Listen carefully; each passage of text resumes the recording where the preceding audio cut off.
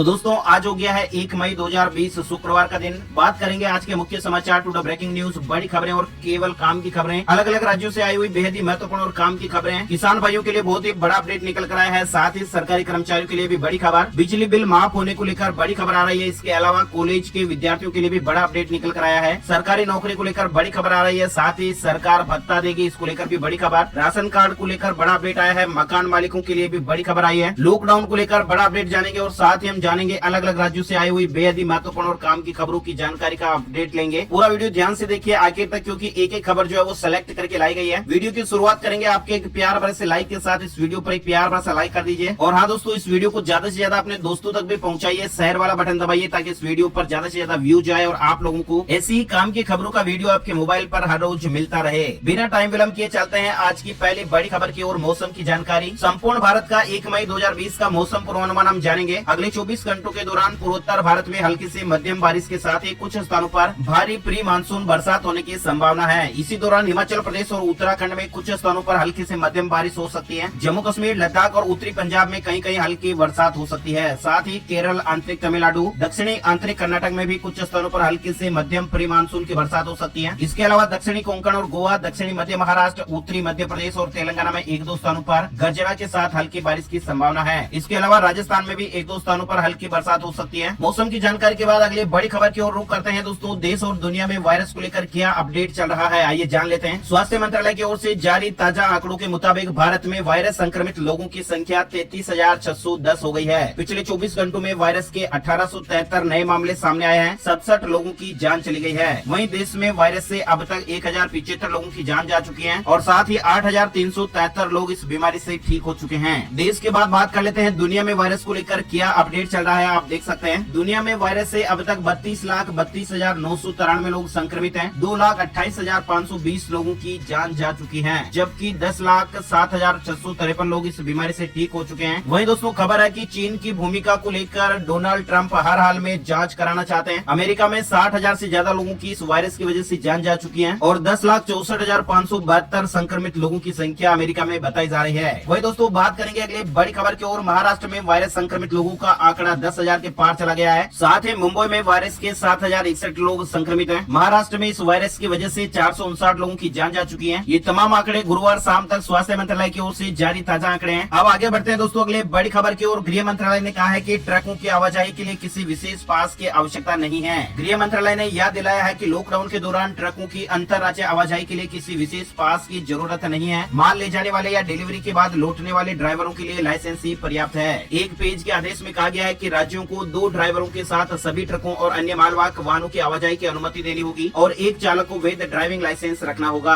आगे बढ़ते हैं दोस्तों अगली बड़ी खबर निकल कर आ रही है। एलपीजी गैस सिलेंडर के बाद अब 20 करोड़ लोगों को सरकार फ्री में दाल देने वाली है। सरकार ने कहा है कि 20 करोड़ लाभार्थियों को 3 महीने तक 1 किलो दाल प्रति परिवार दी जाएगी और इसके लिए 5.88 लाख टन दाल का आवंटन किया जा चुका है। लॉकडाउन के दौरान सरकार ने ये राहत दी है। प्रधानमंत्री गरीब कल्याण अन्न योजना के तहत मुफ्त में दाल उपलब्ध कराने का फैसला लिया गया है। वहीं दोस्तों अगली बड़ी खबर निकल कर आ रही है। लॉकडाउन में फंसे मजदूरों की वापसी के लिए स्पेशल ट्रेनों की मांग की जा रही है। केंद्र सरकार ने देश के अलग अलग राज्यों में फंसे प्रवासी मजदूरों, पर्यटकों और छात्र छात्राओं आदि की आवाजाही की अनुमति दे दी है। केंद्र की ओर से जारी आदेश में कहा गया है कि सभी राज्य और केंद्र शासित प्रदेश अपने यहाँ फंसे लोगों को उनके गृह राज्यों में भेजने की तैयारी करें और इसी के तहत राज्यों ने मजदूरों को वापस भेजने की तैयारी शुरू भी कर दी है। केंद्र ने जहाँ सड़क मार्ग यानी बसों के जरिए मजदूरों को भेजने का आदेश दिया है, वही कुछ राज्यों ने मांग की है कि मजदूरों की वापसी के लिए विशेष ट्रेनें चलाई जाए। बिहार, पंजाब, तेलंगाना और केरल ने केंद्र सरकार से लोगों को लाने के लिए विशेष ट्रेन चलाने की मांग की है। राज्यों ने कहा है कि लोगों की संख्या काफी ज्यादा है और ऐसे में बसों से लोगों को घरों तक पहुंचने में काफी समय लग जाएगा। वही दोस्तों अगली बड़ी खबर आ रही है। उत्तर प्रदेश के सहकारी बैंकों की भर्तियों में अब नहीं होगी धांधली, आईबीपीएस को सौंपा गया है जिम्मा। उत्तर प्रदेश सहकारी संस्थागत सेवा मंडल की जगह अब आईबीपीएस सहकारिता विभाग के बैंकों और अन्य संस्थाओं में भर्ती का जिम्मा संभालेगा। मुख्यमंत्री योगी आदित्यनाथ ने फैसला लिया है। वही दोस्तों अगली बड़ी खबर आ रही है। पीएम मोदी ने अमित शाह और निर्मला सीतारमण के साथ बैठक कर निवेश बढ़ाने की रणनीति पर चर्चा की है। प्रधानमंत्री नरेंद्र मोदी जी ने गुरुवार को गृह मंत्री अमित शाह, वित्त मंत्री निर्मला सीतारमण, वाणिज्य मंत्री पीयूष गोयल और अन्य वरिष्ठ सरकारी अधिकारियों के साथ वायरस महामारी के मद्देनजर अर्थव्यवस्था को बढ़ावा देने के लिए विस्तार से चर्चा की है। अगली बड़ी खबर है बैंक को लेकर। इस बैंक के ग्राहक 31 अक्टूबर तक नहीं निकाल सकेंगे बैंक खाते से पैसे। आरबीआई ने 6 महीने के लिए बढ़ाया प्रतिबंध। भारतीय रिजर्व बैंक ने बुधवार को सहकारी bank the needs of life cooperative bank limited, इस बैंक पर लागू प्रतिबंधों को और 6 महीने के लिए बढ़ा दिया गया है और बैंक पर ये प्रतिबंध अब 31 अक्टूबर तक लागू रहेंगे। आगे बढ़ते हैं दोस्तों अगले बड़ी खबर की ओर। बॉलीवुड जगत को लेकर बड़ी खबर आई है। 2 दिन में दूसरा झटका। इरफान खान के बाद अब ऋषि कपूर ने भी दुनिया को अलविदा कह दिया है। ऋषि कपूर कैंसर से लंबी लड़ाई लड़ते हुए जिंदगी की जंग हार गए। बॉलीवुड को 2 दिन में 2 बड़े झटके लगे हैं। इरफान खान और ऋषि कपूर के निधन से देश भर में उनके फैंस के बीच गम का माहौल है। आपको बता दें पीएम मोदी जी ने भी ट्विटर के जरिए उनके निधन पर शोक जताया है। साथ ही बात करेंगे आज की अगली बड़ी खबर की ओर। केंद्रीय कर्मचारियों की महंगाई भत्ते में इजाफे पर रोक के खिलाफ उतरे कर्मचारी संगठन। केंद्रीय कर्मचारियों के बढ़ी हुई 4% डीए पर रोक लगाने और जुलाई 2021 तक के लिए वृद्धि को स्थगित किए जाने के विरोध में कई कर्मचारी संगठन उतर आए हैं। संगठनों ने इस फैसले का विरोध किया है। अगली बड़ी खबर आ रही है हिमाचल प्रदेश को लेकर। हिमाचल प्रदेश में प्रवेश पाने के लिए शुक्रवार से नई व्यवस्था के तहत ई पास जारी किए जाएंगे। ई पास के लिए अभी तक 3,60,000 लोग आवेदन कर चुके हैं और अब पास पर ये बताना होगा कि वे किस एंट्री पॉइंट से प्रवेश करना चाहते हैं और साथ ही अब दिन के समय ही प्रदेश में एंट्री मिल पाएगी। साथ ही अगली बड़ी खबर निकल कर आ रही है। सरकार की ओर से एक और बड़ा अपडेट निकल कर आया है। महंगाई भत्ते के बाद सरकार ने एनपीएस पर रोक लगाई है। वित्त मंत्रालय ने बढ़े हुए एनपीएस योगदान रोकने का फैसला किया है। जिन मंत्रालय ने राशि पेमेंट कर दी थी उन्हें ये रोल बैक किया जाएगा। सरकार के इस फैसले से 2 लाख से ज्यादा कर्मचारियों को झटका लगेगा। ये आदेश ऑटोनोमस बॉडीज पर लागू होगा और इसका मतलब ये होगा कि जिसमें ऑटोनोमस बॉडीज में जो काम करने वाले कर्मचारी हैं, उनको न्यू पेंशन स्कीम के तहत एनपीएस का 4% बढ़ा हुआ योगदान नहीं मिलेगा। बढ़े हुए एनपीएस का फायदा 1 जनवरी 2019 के पहले नियुक्त कर्मचारियों को मिलना था। बात करेंगे अगली बड़ी खबर की। राजस्थान से 40,000 प्रवासी मजदूरों को बसों से उनके घर रवाना किया गया। अब तक 6 लाख लोगों ने पंजीयन कराया है। राजस्थान सरकार ने राज्य के अलग अलग इलाकों में फंसे मजदूरों को उनके घर भेजना शुरू कर दिया है। बुधवार से गुरुवार सुबह तक करीब 40,000 मजदूर और कामगार अपने घरों के लिए रवाना हो गए। बताया जा रहा है कि इनके लिए बसों की व्यवस्था की गई। 26,000 लोगों को मध्य प्रदेश के बॉर्डर पर और 2,000 को हरियाणा बॉर्डर पर पहुंचा दिया गया है। राज्य सरकार ने इनके लिए ऑनलाइन पंजीकरण की व्यवस्था की है। आगे बढ़ते हैं अगली बड़ी खबर। लॉकडाउन के बीच अब आपके घर तक सामान पहुंचाएगी सरकार। कर सकेंगे ऑनलाइन ऑर्डर। देश भर में लॉकडाउन के बीच अब सरकार गाँव में सामान की ऑनलाइन डिलीवरी करने की तैयारी में है। यानी अब सरकार कॉमन सर्विस सेंटर के नेटवर्क के जरिए ग्रामीण क्षेत्रों में लोगों के घर तक जरूरी सामान पहुंचाएगी। कॉमन सर्विस सेंटर सिर्फ जरूरत का सामान ही मुहैया कराएंगे। इसके जरिए सिर्फ दाल, आटा, चावल, सब्जी जैसी चीजें मिलेगी। कॉमन सर्विस सेंटर का नेटवर्क हमारे पूरे देश में है और देश में करीब 3 लाख से ज्यादा कॉमन सर्विस सेंटर है। अगली बड़ी खबर आई है सीएस जून 2020 एग्जाम को लेकर। सीएस की परीक्षा स्थगित कर दी गई है। इंस्टीट्यूट ऑफ कंपनी सेक्रेटरी ने सीएस जून 2020 की परीक्षा स्थगित कर दी है। ये परीक्षा 1 जून से 10 जून 2020 के बीच आयोजित होनी थी, लेकिन फिलहाल इसे टाल दिया गया है। अब ये परीक्षाएं जुलाई में आयोजित की जाएगी। इस संबंध में आईसीएसआई ने ऑफिशियल वेबसाइट पर एक नोटिफिकेशन जारी किया है। अगली बड़ी खबर है लॉकडाउन को लेकर। महाराष्ट्र में फंसे छात्र, मजदूर और पर्यटक वापस जा सकेंगे घर। करना होगा ये काम। महाराष्ट्र सरकार ने केंद्र सरकार के आदेश के बाद ये आदेश जारी किया है। राज्य में लॉकडाउन में फंसे हुए प्रवासी मजदूरों, छात्रों और पर्यटकों के आवागमन का रास्ता खुलेगा।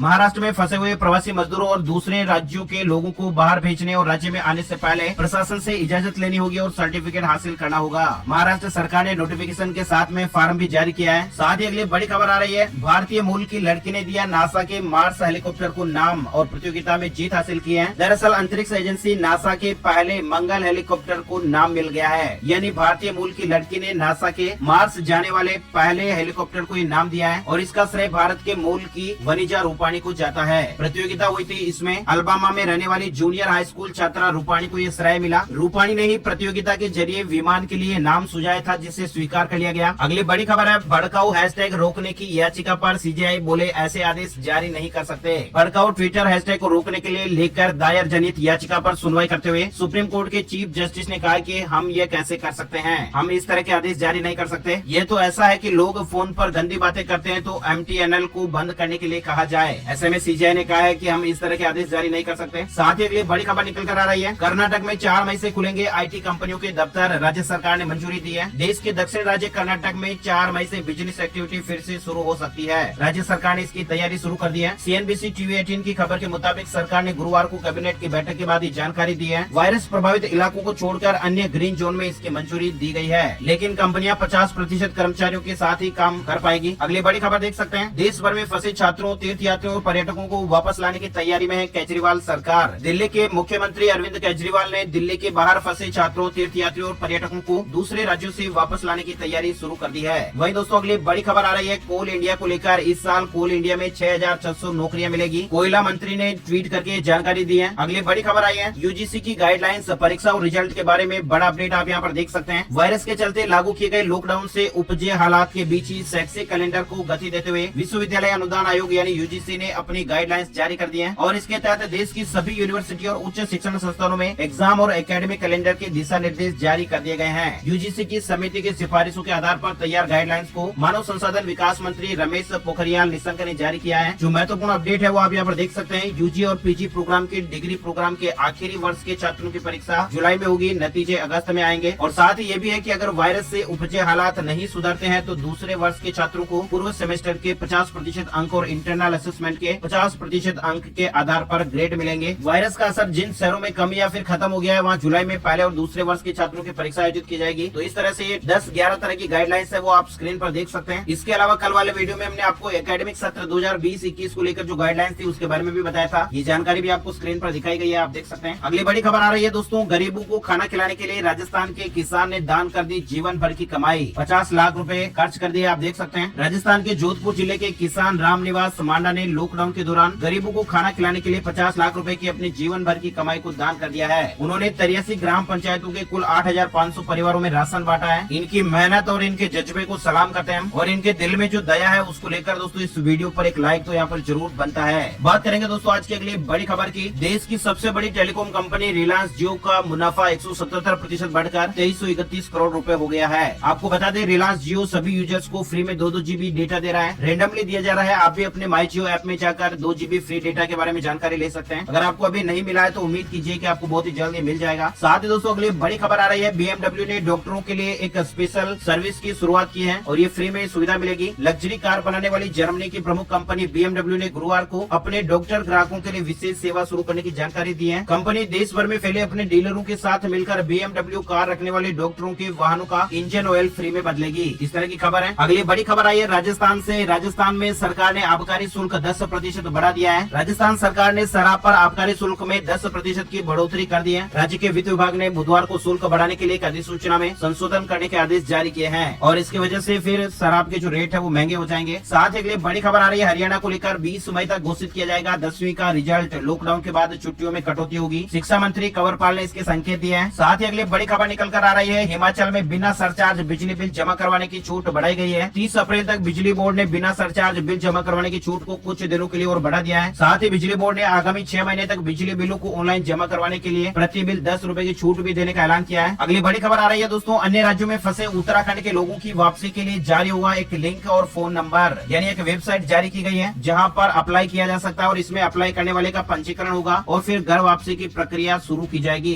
उत्तराखंड सरकार ने विभिन्न राज्यों में फंसे उत्तराखंड के लोगों के लिए लिंक जारी किया है। स्क्रीन पर आप जानकारी देख सकते हैं। अगली बड़ी खबर आई है, अमेजन पे को लेकर नई सर्विस से सामान मंगवाएं और 1 महीने के बाद पेमेंट करें। ई कॉमर्स कंपनी अमेजन ने भारत में अमेजन पे लेटर सर्विस को लॉन्च कर दिया है और इसके तहत कस्टमर सामान खरीदने के बाद 1 महीने बाद पेमेंट कर सकते हैं। इसके साथ ही कंपनी ने इसमें EMI की सुविधा भी दी है। कंपनी के मुताबिक लिस्टेड प्रोडक्ट पर ये सुविधा दी जाएगी। अगली बड़ी खबर आई है, NTA एप्लीकेशन 2020 को लेकर फिर बड़ी प्रवेश परीक्षाओं की आवेदन तारीखें। राष्ट्रीय परीक्षा एजेंसी ने अपडेट जारी किया है। NTA के अपडेट के अनुसार प्रवेश परीक्षाओं NC, HM, JEE, IGNOU MBA, OpenMate, ICAR, JNUEE के लिए आवेदन की जो अंतिम तारीख है वो 15 मई और AIAPGET के लिए अंतिम तिथि 5 जून 2020 तक बढ़ा दी है। साथ ही अगली बड़ी खबर आ रही है, 3 महीने का बिजली बिल हो सकता है माफ, इस राज्य के लोगों को होगा फायदा। वायरस के चलते लॉकडाउन के बीच उत्तर प्रदेश के बिजली ग्राहकों को अच्छी राहत मिल सकती है। राज्य के इलेक्ट्रिसिटी कंज्यूमर बोर्ड ने केंद्र सरकार से 3 महीने का बिजली का बिल माफ करने का प्रस्ताव किया है। ये प्रस्ताव छोटे बिजली उपभोक्ता और किसानों को ध्यान में रखकर किया गया है। बोर्ड ने केंद्र सरकार को भेजे प्रस्ताव में कहा है कि अगर केंद्र सरकार एक और राहत पैकेज का ऐलान करती है तो उसमें किसानों और छोटे बिजली उपभोक्ताओं का बिजली बिल माफ करने का भी प्रावधान करें। इस तरह का प्रस्ताव केंद्र सरकार को भेजा गया है। साथ ही अगली बड़ी खबर आ रही है, अमेरिका में फंसे लोगों को लाया जाएगा वापस। भारतीय दूतावास नागरिकों से संपर्क कर रहा है। इस तरह की भी खबर है। अगली बड़ी खबर है, DDA रिक्रूटमेंट को लेकर दिल्ली विकास प्राधिकरण ने आवेदन की तारीखों को बढ़ा दिया है। 629 पदों के लिए जो आवेदन करने का मौका चल रहा था उनकी तारीखों को बढ़ा दिया गया है। आवेदन शुल्क 20 मई 2020 तक जमा होगा। 15 मई 2020 तक आवेदन किया जा सकता है। DDA भर्ती 2020 को लेकर अपडेट है। साथ ही अगली बड़ी खबर आ रही है, छत्तीसगढ़ बोर्ड ने 10वीं और 12वीं की परीक्षाओं को लेकर बड़ा फैसला लिया है। खबर है कि कक्षा 10वीं और 12वीं की बाकी बची हुई परीक्षाओं को एक बार फिर स्थगित कर दिया गया है। ये परीक्षाएं लॉकडाउन खुलने के बाद यानी कि 4 मई से 18 मई 2020 तक चलनी थी, लेकिन बोर्ड ने अब इन्हें अगले आदेशों तक के लिए टाल दिया है। नई परीक्षाओं की तारीखें जल्दी घोषित की जाएगी। अगली बड़ी खबर है, मुकेश अंबानी छोड़ेंगे पूरे साल का वेतन। कर्मचारियों के वेतन में होगी 10 से लेकर 50% तक की कटौती। वायरस संकट के असर से देश के सबसे अमीर व्यक्ति और रिलायंस रिलायंस इंडस्ट्रीज के प्रमुख मुकेश अंबानी भी अछूते नहीं रहे हैं। अंबानी ने अपने पूरे साल का वेतन छोड़ने का निर्णय लिया है। वहीं कंपनी के ज्यादातर कर्मचारियों के वेतन में 10 से 50% तक कटौती का फैसला लिया गया है। अगली बड़ी खबर आ रही है हवाई यात्रियों के लिए लॉकडाउन के बाद घरेलू उड़ानों में वेलकम ड्रिंक और गर्म खाना नहीं देगी विस्तारा एयरलाइन। कई नियमों में बदलाव किया गया है। साथ ही बड़ा अपडेट निकल कर आ रहा है। सोशल मीडिया पर पॉपुलरिटी में आरबीआई भारी है। ट्विटर पर हुए 7,47,000 से ज्यादा फॉलोअर्स। अमेरिका और यूरोप के केंद्रीय बैंक भी पीछे छूट गए हैं। बात करते दोस्तों अगले बड़ी खबर की। मकान मालिकों को बड़ी राहत मिली है। सुप्रीम कोर्ट ने वकीलों को किराए में छूट देने से भी इनकार किया है। सुप्रीम कोर्ट में याचिका पर सुनवाई हुई जिसमें ये बड़ा अपडेट निकल कर आया है। मकान मालिकों को किराए को लेकर राहत मिली है। विस्तार से और जानकारी आप यहाँ पर देख सकते हैं। अगली बड़ी खबर दोस्तों,